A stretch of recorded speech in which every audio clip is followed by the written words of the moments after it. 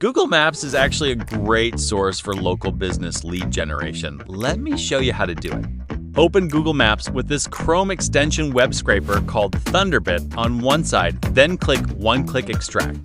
Thunderbit takes over the browser and starts analyzing the local business results on the page.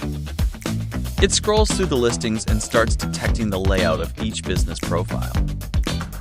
Then it prepares the extraction fields like business name, address, rating, website, phone number, and more.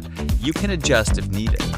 You can also customize pagination up to a limit of 200 pages, or choose to keep going until the end. Confirm the suggested fields, then hit Run Now. Now Thunderbit collects the Google Maps data and organizes everything in the background. Once it finishes, open the result table.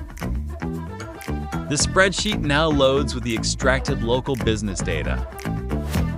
You can use it for lead generation, prospecting, local market research, and competitor analysis. Then copy, download, or share the table as clean, ready-to-use data. Try Thunderbit free on thunderbit.com.